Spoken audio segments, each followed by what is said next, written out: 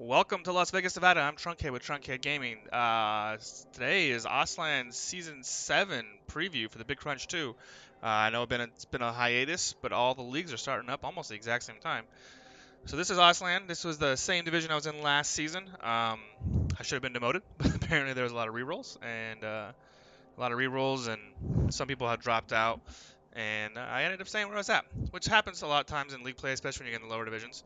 So I was going to re-roll my team into an undead squad, but my last game this season, I got some interesting level ups, which we'll go over, and I want to keep them. So we'll give it another shot. We'll just do a quick run by of each of the teams and try to give an idea of what we're looking at for this season. So we'll start off with Reptile Dysfunction, which is an awesome name.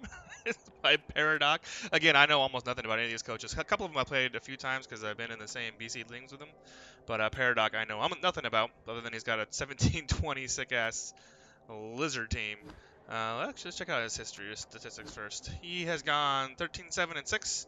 So, and that's about middle TV for Lizards can be kind of tough as people start to get more skills and they don't have skills, or they get their basic skills. But as they start getting to higher TV, they start coming into their own. So let's check him out. Crocs is pretty normal there. He's got stand firm. There's an argument for break tackle. That's coach's preference right there. He's got some good swords. He's got what the fuck is this? This is an AG3 Saurus. Who is this guy? Masticator. I mean, you take the first AG3, you take this one, you're basically assuming you're gonna get another one, right? Or maybe a sure hands. I don't know. He has a ball carrier right there. If that guy gets sure hands, then he's got a strength 4, move 6, AV9 ball carrier. That is awesome. Here's a killer. This guy's got break tackle, of course. 2 guard pieces. A level AG5 skink. Where did this fucking team come from? This is awesome. And then a one-turner, a move 9 fucking sidestep guy. This guy will probably end up getting sprint and sure feet, quick, fast, and in a hurry. So this team is fucking nasty. Also, side note, this is the first team that I play. So I got this to look forward to. Good looking squad, man. AG5 skinks are like gold. Move 9 skinks are like gold, and this guy, I don't even know what to think about him. But 2 killers, 2 Mighty Blow, and all the AV9. So this is a good looking squad here.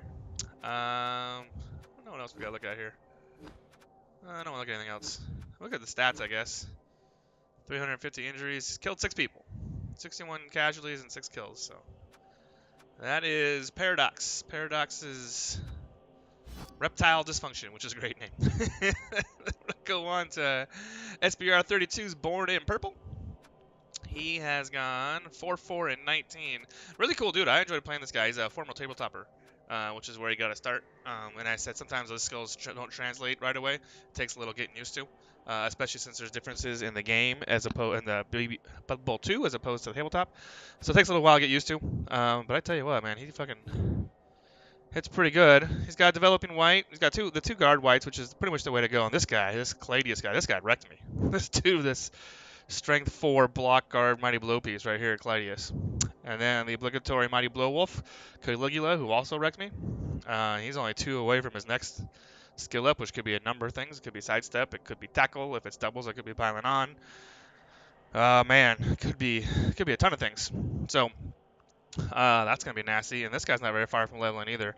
I won't say usually, but I play a little bit necro. I like to cycle out my guys if they don't, by their 3rd skill or maybe their 4th skill, they don't get Mighty Blow.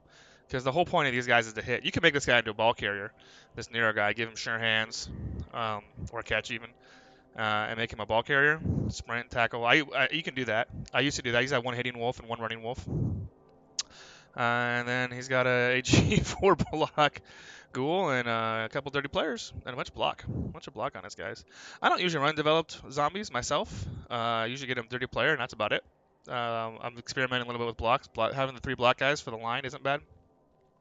But yeah, this is a good squad. He's carrying a lot of extra cash. He's got 70,000 in extra cash, so he can either hang on to that. You can't get stadiums in Big Crunch 2, which I did not know.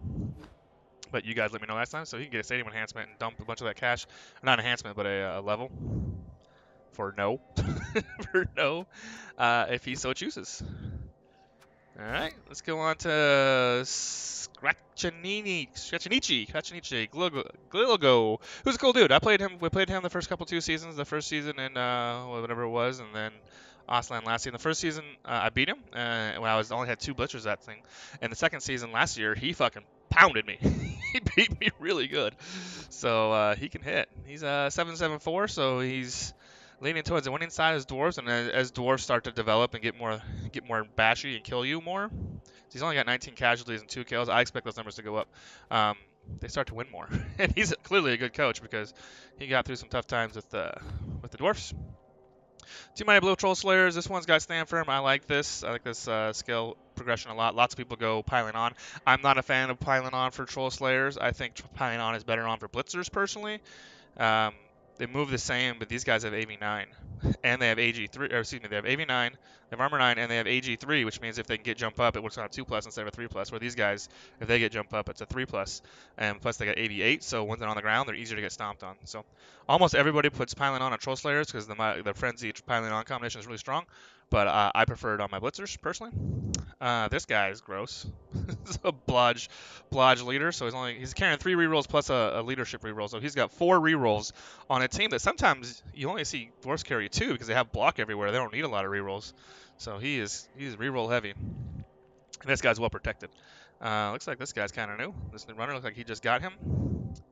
And then 1, 2, 3, 4, 5 guard. He's got a death roller. He's got a death roller. I love death rollers. I think all dwarf teams should have death rollers. I think they're fucking nasty. So 1, 2, 3, 4, 5 guard. There you go. 5 guard, 3 mighty blow. So this guy is going to cause some pain, and he's a good coach. He's a good coach on top of that. So that is Cracini. Grim Monolith was Tilby's. Tilby's first season won. I want to say average. I don't even remember the first season name. Division's name. Our first season, he won the division. He's got these nasty. He's got his guard mummy, and he killed it. And then last season had some struggles. Wasn't getting the dice rolls that he wanted, and about halfway through, he was gonna quit in the middle of the season, but they talked him out of it, which is good because he's a good coach. And bad dice happen. I know because I had a rough season too. So he's back, and his team is nasty, of course. I love the move on the mummy, so because he can get up and move a square, which I love. Or get up and make a block without having to fucking roll or do a go for it. Which when these guys get knocked down, they really slow the squad down. 1 tackle piece. 1, 2, 3, 4 mighty blow, 4 guard. He's got guard on a ghoul, which is awesome. He used to have 2 guard ghouls. I wonder, he maybe had 3. So clearly he had some struggles there. This guy's his ball carrier. Obviously he's got fend, kickoff return, sidestep, sure hands. And look, he's on his way to legend. Spine grinder might be legend. He is rolling. About 2 seasons for him if he keeps at that pace. I like having non-skilled mummies or zombies. I think that's the way to go. The 30 players, what I like there. And running 4 ghouls, two blodgers. This guy will probably get blodged too, which means Ear Muncher is probably earmarked to be.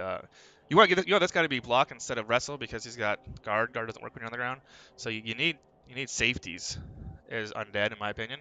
I play a fair amount of undead, so this guy's probably going to be a wrestler. I might even fire. I might get this guy wrestle and tackle, and then fire Plague Chewer, if it were me, and then make him wrestle tackle because this guy's got to get block. Yeah. So his whites are kind of undeveloped for 2 seasons, and not very close to leveling actually. This is his hitter. This is his hit. This is utility guy. This guy will probably get tackled next. Yeah, this guy will probably get piling on. This is kind of surprising. Usually you see whites level pretty quick, but I think what he's doing, and it's a good plan, just by judging by his team, that he got these guys mighty blow and letting them level on their own, which slows them down a little bit, and then uses his whites to ball carry, gets touchdowns. 8, 4, and 6. 8, 4, and 6. His first season, he lost, I think, 1 game or 2 games, so he had a rough season last season. But I'm glad he's back, man. He's a cool guy. He's a good coach. I enjoy playing him.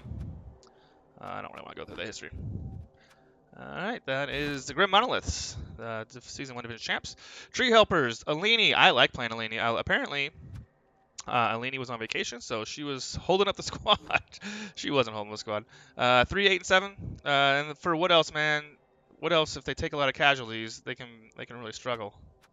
Let's see here. I played. She take 31 casualties sustained. That's brutal. And I think she got beat up a little bit last season. I played Alini twice. I have tied her twice, so 2 of these draws are me. Um, the first time she, by all rights, should have beat me, but my ogre went fucking nuts at the end of the game and caused like 4 casualties and basically single-handedly won the game. This is her squad. She's got a move busted war dancer here, who is the sacker with a strip ball in there. Oblige step, move 9, destroying angel. Damn, move 9 war dancer. That's not even fair. And only fucking a touchdown away from leveling again. Don't want to see that. If you're listening out there, BC2, Osterland, kill this piece. Stomp on that. Guard piece, the Mighty Oak.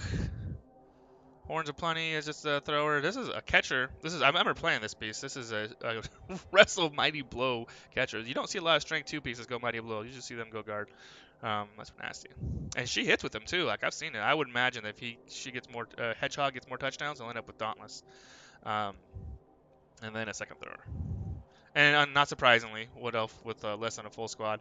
Wood Elves almost always play with loners, especially in bashy divisions, and almost every division is bashy these days.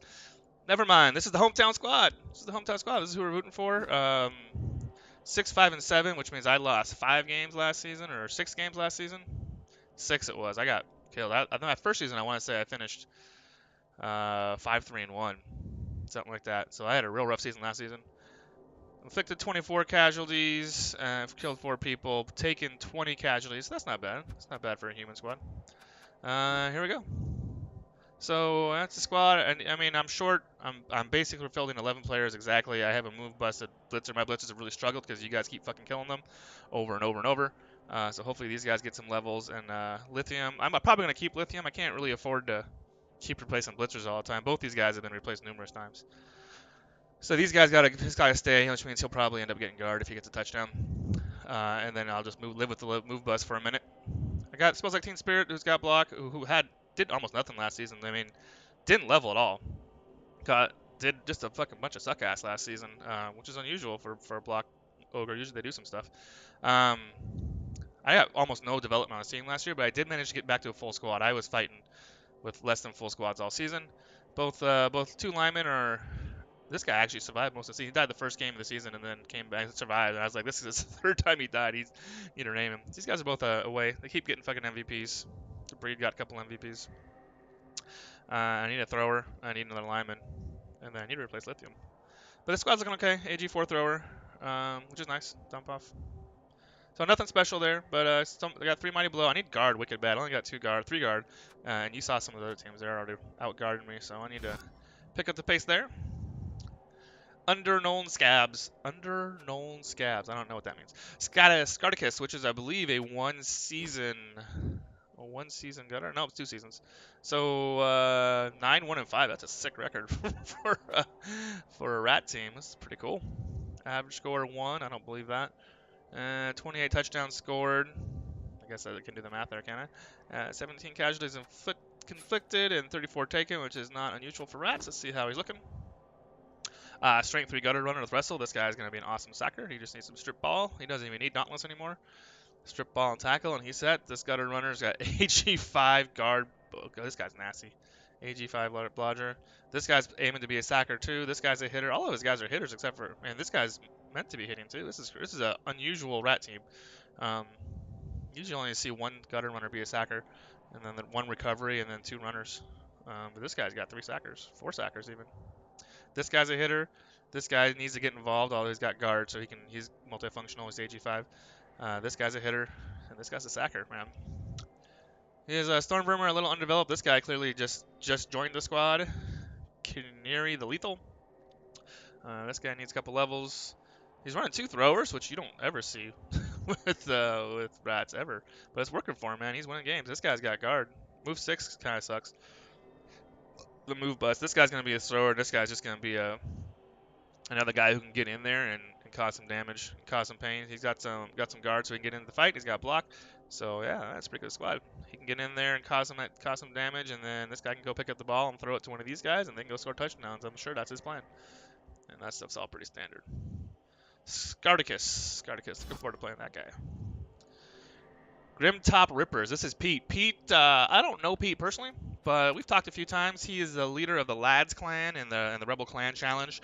He also is He won G-Man Division 1, which is in the Rebel, the European division of the Rebel, which is, I believe, the biggest league out there, the biggest online Blood Bowl league out there right now. He won their number 1 division. He's kind of ran away with it, didn't lose any games. He tied 2, and then he got Lumied. He got beat by the robot in Lumi's a robot. So this is he plays Orcs over there. Here's Chaos. Let's see how he's doing. I'm sure he's doing great. Yeah, 7-1-1. He's a really amazing coach. So this is somebody you definitely have to look out for. He's got to be one of the favorites to win. He's already got a killer. You can see he got this guy Mighty Blow right away, and then Claw, and then piling on. He just started developing on his own. Yeah, he's got only 1 guard piece. Not a lot of block on his squad. All of his Chaos Warriors have levels, but 2 of them want Mighty Blow first. This guy's another Mighty Blow Claw, and he's only an injury away from getting his block.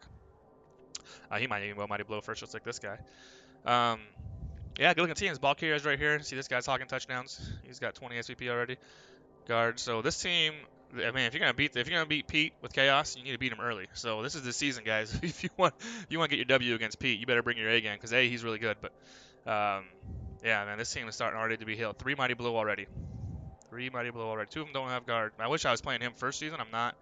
I wish I was playing him early before those guys started to develop. Boring old Orcs. Boring old Chicken Fish. I don't know anything about Chicken Fish. I think he's got 1 season develop on him too. Yep, he must have finished second. 5-2-2, second or third. And whatever division they came from last season. Let's see how many. No kills, 21 casualties inflicted, and only 9 sustained. That's nasty. So he is a hitter. He is a hitter. 2 guard, strength 4. Pedestrian Pete's gonna be a nasty work. He's gonna get him fucking whatever he wants next. I feed that guy touchdowns and get him whatever you want to get him next. He does have an AG busted Black Orc, but that does not matter. AG bust makes no difference on Black Orcs. It means their dodge goes from 50-50 to 5+. He's got a blodge tackle guy. I don't know if I'd have gone tackle there. I might have gone guard. And then he's got this tedious Tina, the orc walker, as they call him. He'll probably get blocked next and be a blodger. So yeah, this is a good looking orc team. Again, he's already got 2 guard. He's only got a little bit of development. I think the way for orcs to develop is to go heavy on guard. Heavy on guard. He needs some more Mighty Blow, of course, but heavy on guard because when you run into chaos later on, as your teams develop and they start growing, as you go up in TV, both teams, Chaos and Orcs, and Chaos are really the nemesis for Orcs because of all the claw. The way you combat all the claw is to outguard them. So you can hopefully make them have 1 dices and 2 dices, or 1 dice blocks instead of 2 dice blocks, because while they're building up claw and Mighty Blow, you're building up guard. So you need to outguard him in the long run. So he needs to start building guard a little bit, which I'm sure he will do. Orcs don't develop the fastest. They count on injuries a lot. They only score about 1 score a game. So yeah, good looking Orc squad though. This guy's gonna be nasty. Boring Bill, he's gonna cost some damage this season when he comes back. This guy's only an injury away from his block. Yeah, it's a good looking team. And clearly a good coach. Clearly a good coach. My guess is one of these losses was Pete. And then we're going to wrap it up here with Multiverse Marauders. Corker's another squad. I don't know. Let's see how he did. 4-1-1. So he joined late, it looks like. He was a fill-in. And did really well. Did really fucking well. And only scored average 1. That's unusual for what else? They usually have higher score than that. But since he's only got 4 things, how many touchdowns did he score?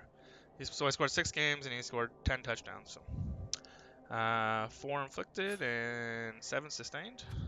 Check him out. Hasn't had a chance to be trimmed yet. This is a underdeveloped Woodell team, but he's only got 6 games in. So I mean, for 6 games, this is really good. He's got pending levels on both the War Dancer and the Catcher. Looks like he's already got a Stripper Sacker here, so we'll see what this guy ends up going. The AV bust on this catcher, on the AG5 catcher, is brutal. I don't think it's a fireable offense. I think you can kind of run that guy until you're expecting him not to get hit, right? You're gonna use him to score touchdowns. AG5. So hopefully, and he's already got sprint. So man, I don't know what you do with him. Maybe you make him to a 1-turner, a nasty 1-turner. And then he's got some linemen here. This guy's got AV bust, and this guy just got his level. So clearly a good coach. Clearly a good coach. He's got 2 rerolls as of right now, but he's got enough to buy another one if he wants. Yeah, man, it's a good looking team. So this is going to be a fun division. There's 2 Wood Elves, and a Skaven. So there's more agility. Last season, Ostland was all bash. There was 1 Wood Elf, there was Alini, and everybody else was bash except for the humans who aren't anything. So now we got three agility teams in the humans, so it's not quite as bash heavy as before, but there's still plenty of power. This guy hits hard, this guy hits hard, this guy hits hard, this guy's gonna hit hard, he's gonna hit hard. This guy's gonna survive hits, so it's gonna be interesting, man. Let's check out the schedule quick. We'll check out my schedule because I don't really care about anybody else's schedule. I started out with Reptile Dysfunction, which is that's the biggest team. We have a huge TV difference, 17-20, so I'm gonna get almost 2,900 in inducements for that first game, which we have not scheduled yet because it just started today, like a couple hours ago actually. And then I get more bash, and then more bash. This is a rough start. And then more bash. I get all the fucking bash. 4 bash, and then necro, so that's 5 bash. Where am I at? And then so not 6, 7, and 8. So I don't get out of the bash until 6. It's a rough schedule for old Drunkhead. And then back to bash. That's Pete. Man, I do not want to face Pete late in the fucking season because he's gonna have to develop on that team, and they're gonna be nasty by the time I get to him. And 7, and then I'll finish with the 2 Wood Elves. Back to back. So that's what it's looking like for me. You guys can clearly check out your own schedules. Not a good schedule for the old Nevermind there. All that bash up front. You like to break that up. Ideally, I'd be like 2-1, 2-1. You know, 2-1, 2-1, 2-1. 2 bash and then 1 into the agility team. 2 bash, 1 agility team, all the way through. But it looks like I get to face almost all of them right up front. So we'll see. We'll probably be limping in. I mean, I might not even be 1430. I might even be lower. I might go down before I even get to the end of the division. Um, it's gonna be a tough season, of course. Anytime season's tough for humans, but that is Ostland season 1. Today is the first day of the season. Um, so I'm excited, wicked excited to get BC going, BC2 going again. Rebel starts also tomorrow, and we'll be doing division recaps or previews probably tonight or tomorrow.